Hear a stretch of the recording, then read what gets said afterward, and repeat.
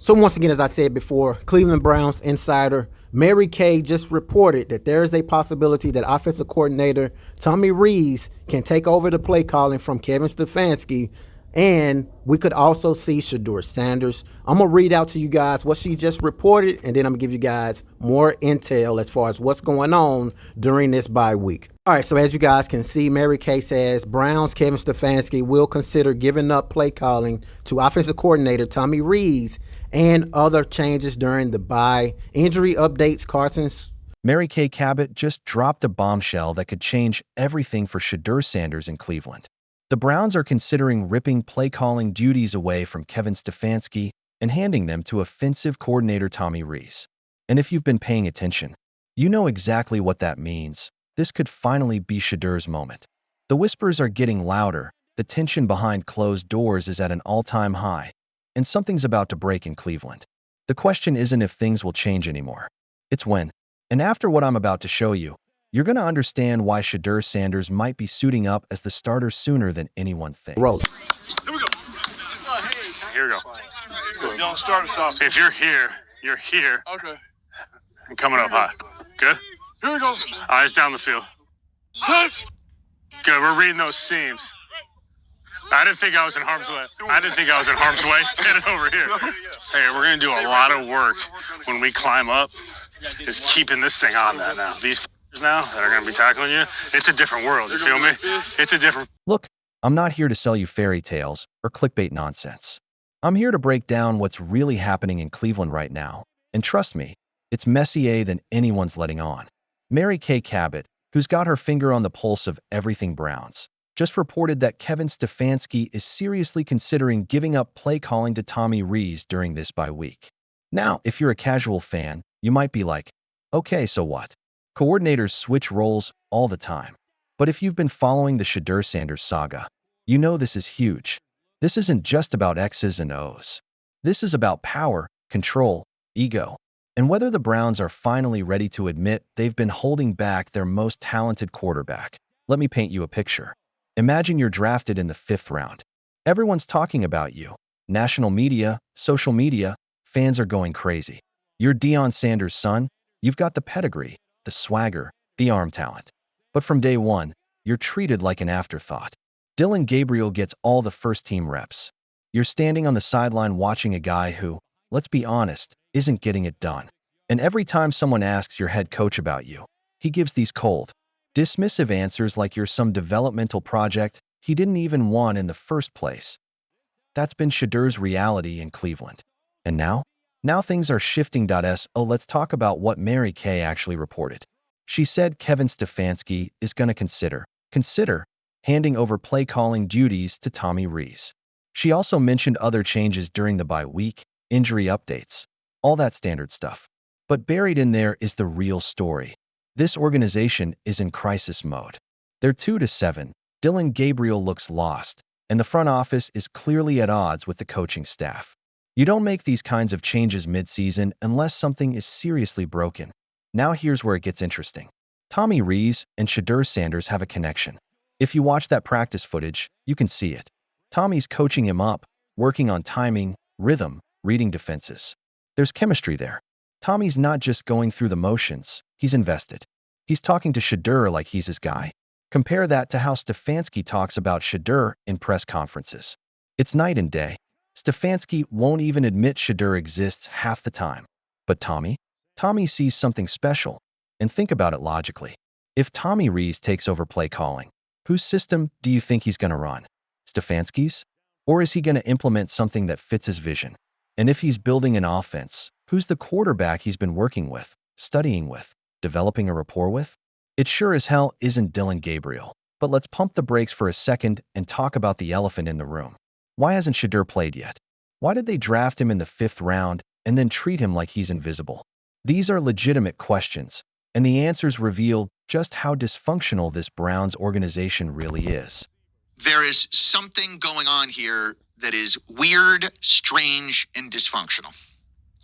Because the answers to the questions and the logic from the moment they drafted him to right now, there are all these incongruencies and inconsistencies. Why did they take him in the 5th round? Why was he still there in the 5th round? Did he really want to come here? Would he rather have gone somewhere else? Who drafted him? Who really wanted him? Why didn't he get any reps and opportunities in training camp when he's the more talented guy and Dylan Gabriel is the less talented guy? It's more than meets the eye. It's Brown's dysfunction at its finest. And I'd have thought that at some point here, the Haslams would have learned their lesson about doing things like this, but I guess they're just incapable of doing that. It seems like we're back there. Listen to what these reporters are saying. They're calling it weird, strange, and dysfunctional. They're asking all the right questions. Why did they draft him? Did he even want to come here? Who really wanted him? Why isn't he getting reps when he's clearly more talented than Dylan Gabriel? And here's the kicker. They straight up say, it's Brown's dysfunction at its finest. That's not me saying it. That's beat reporters who cover this team every single day. They're seeing the same thing we're seeing. Something is off. There's a power struggle happening behind the scenes, and Shedeur is caught in the middle of it. Now, the theory going around is that Andrew Barry, the general manager, wanted Shedeur Sanders. Barry saw the upside, the talent, the potential franchise quarterback sitting there in the 5th round. But Kevin Stefanski? Stefanski wanted Dylan Gabriel. Dylan was his guy. Dylan fit his system, his philosophy, his comfort zone. So they compromised. They drafted both. But here's the problem with compromises in the NFL. Somebody always loses. And right now, it looks like Shedeur is losing. Let's break down what Tony Grossi said in that clip. Tony's been covering the Browns forever. He knows where the bodies are buried. And when he talks, you listen. He said Kevin Stefanski is curt when answering questions about Shedeur. He said Kevin's short responses give off the perception that he doesn't like Shedeur, even if it's not personal. And then Tony dropped this gem. Dylan Gabriel is more his quarterback in this draft. Translation? Stefanski didn't want Shedeur. He was forced to draft him. And ever since then, he's been doing everything in his power to justify his own pick, Dylan Gabriel. Even as Dylan continues to struggle. Even as the losses pile up. Even as the fans and media scream for Shedeur to get a chance. But here's where it gets even crazier. Tony also said that Kevin regretted admitting Shedeur wasn't getting first-team reps. He let it slip in a press conference, probably thinking it wasn't a big deal, and then immediately realized, oh crap, now this is a story. Why would he regret that? Because Kevin knows. He knows that the optics are terrible. It makes him look stubborn, petty, and like he's prioritizing his ego over the team's success. Now, I want you to think about this from Shedeur's perspective for a second. You're a 5th-round pick, yeah, but you're also the son of a legend. Your dad is Deion freaking Sanders. You've been under the brightest lights your entire life. You've handled pressure, scrutiny, expectations. You've won big games. And now you're sitting on the bench behind a guy who's throwing interceptions, missing reads, and losing games. How frustrating must that be? How demoralizing, especially when you know, and everyone watching knows, that you could do better. You're watching film. You're seeing the missed opportunities. You're thinking, if I was out there, I'd hit that throw. I'd make that read. I'd give us a chance to win. But you can't say that publicly. You can't rock the boat. You gotta be the good teammate, the humble kid, the guy who says all the right things. Meanwhile, your head coach is out here acting like you don't exist. And the offensive coordinator who actually believes in you is stuck running someone else's offense. If that's the reality Shedeur's been living for months now. And honestly, the fact that he hasn't demanded a trade or caused drama says a lot about his character. But here's where things get spicy. Let's talk about what happens if Tommy Rees actually takes over play calling. First of all, it would be a massive slap in the face to Stefanski. Coaches don't give up play calling mid-season unless they're forced to. This isn't Stefanski's idea. This is ownership stepping in and saying, hey, we're 2-7. Your offense is ranked near the bottom of the league, and we need to try something different. Jimmy Haslam, the owner, has been patient.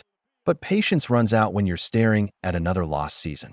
And if Haslam is the one pushing for Tommy to call plays, you better believe he's also pushing for Shedeur to play. Because at the end of the day, what does Cleveland have to lose? They're not making the playoffs. The season's cooked. Why not see what you have in the kid you spent a draft pick on? And here's the thing. Tommy Rees is a quarterback guru. He coached at Notre Dame. He's worked with talented signal callers. He knows how to develop young quarterbacks. If he's calling plays, he's going to design an offense that highlights Shedeur's strengths.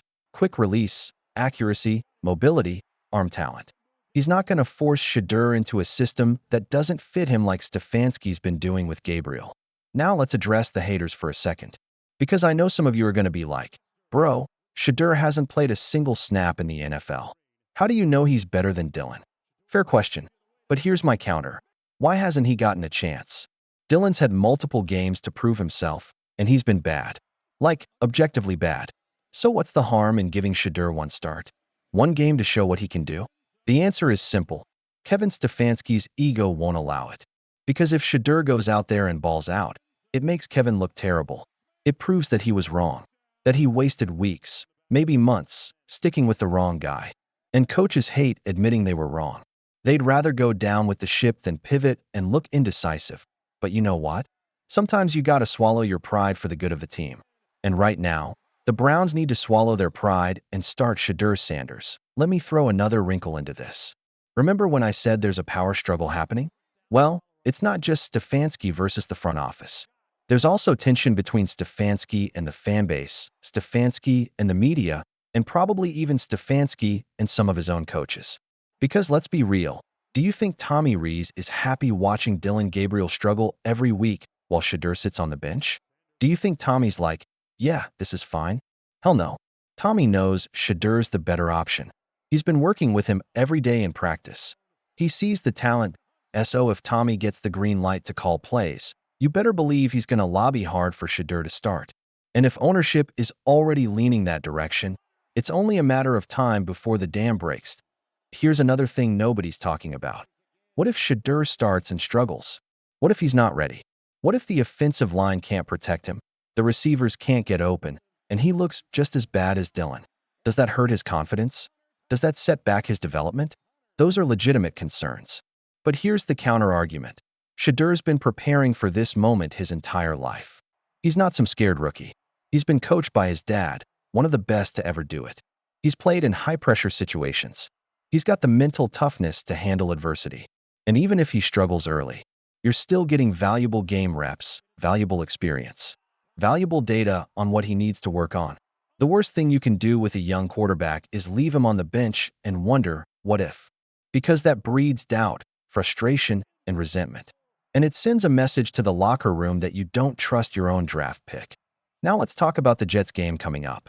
The Browns are playing New York after this bye week, and that's a perfect opportunity to make a change. The Jets' defense is tough, but they're beatable. And if you're going to throw Shedeur into the fire, why not do it against a team that's also struggling? It's not like Cleveland's playing the Chiefs or the Bills. This is a winnable game with the right quarterback under center. And imagine the storyline. Shedeur Sanders, son of Dion, making his first career start in New York, one of the biggest media markets in the world. The narrative writes itself. Sports media would eat it up. Fans would tune in. The energy would be electric. Even if the Browns lose, you're creating buzz, excitement, something to build on for the rest of the season. But if they stick with Dylan? If Stefanski digs his heels in and refuses to make a change? Then it's just another boring, lifeless Browns game where everyone tunes out by halftime. And that's a waste. Here's where I'm going to take Shedeur's side for a second, because I know some of y'all think he's overrated or overhyped just because of his last name. But let's look at the facts. Shedeur was productive in college. He put up numbers. He showed arm talent, poise, leadership. Yeah, he played at Jackson State in Colorado, not Alabama or Georgia, but he still balled out. And when scouts evaluated him, they saw a legitimate NFL quarterback with starter potential. The knocks on him were mostly about competition level and whether he could handle NFL speed. But you know what? Those are coachable things. You can't coach arm talent. You can't coach accuracy. You can't coach confidence. Shedeur has all of that naturally. The rest is just reps and experience. And here's the other thing. Dylan Gabriel has every advantage right now. He's getting first-team reps. He's getting game experience. He's getting coached up by Stefanski. And he's still not getting it done. So what does that tell you? It tells you that maybe, just maybe, Shedeur is the better player. And maybe, just maybe, the Browns made a mistake not playing him from day one. That's the reality of being a high-profile quarterback in the NFL. You get all the glory when you win and all the blame when you lose. But here's why I think Shedeur can handle it. He's been dealing with that his entire life. His dad's a Hall of Famer. The spotlight's always been on him. He knows how to block out the noise and just play ball. And let's be honest, playing for the Browns is already rock bottom. The expectations are low. The season's lost. There's literally no pressure. If Shedeur goes out there and wins a couple games, he's a hero. If he struggles, people will just say, well, he's a rookie on a bad team. It's actually the perfect situation for him to get his feet wet. Here's another angle nobody's talking about. What does this do for team morale? Right now, the Browns' locker room has got to be miserable. They're losing. The offense is terrible. Guys are frustrated.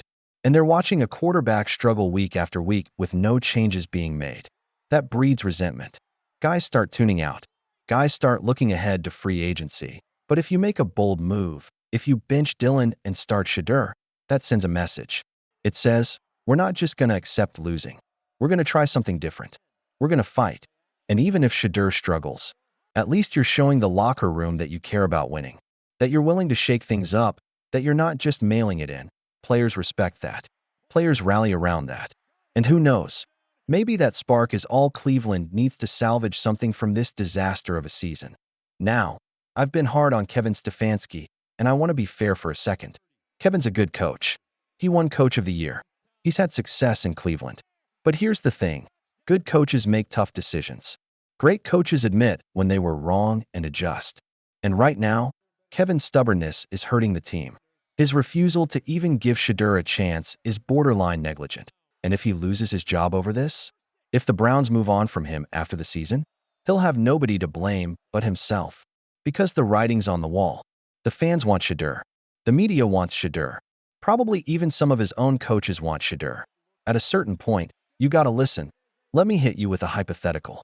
Let's say Tommy Rees takes over play calling and Shedeur starts against the Jets. What happens? Best case scenario. Shedeur plays well, the Browns win, and suddenly there's hope again. Worst case scenario. Shedeur struggles, but at least you know what you have. Either way, you're in a better position than you are right now. Sitting on your hands and pretending like Dillon Gabriel is going to magically turn into Tom Brady. And here's the kicker. If Shedeur does ball out, it completely changes the narrative around this team. Suddenly, you've got a franchise quarterback on a rookie deal. Suddenly, you can build around him. Suddenly, the future looks bright instead of bleak. That's worth the risk, right? All right, let's bring this full circle. Kay Cabot's report isn't just about play calling. It's about a franchise at a crossroads. Do they stick with the status quo and hope things magically improve? Or do they make bold moves, shake things up, and give themselves a chance to turn this season around? I think they go with option 2. I think Tommy Rees takes over play calling. I think Shedeur Sanders gets his shot. And I think, despite all the dysfunction, despite all the drama, despite all the doubt, Shedeur's going to prove he belongs. Because here's what nobody wants to admit. Shedeur Sanders is talented. He's got the tools. He's got the mindset. He's got the pedigree. All he needs is the opportunity.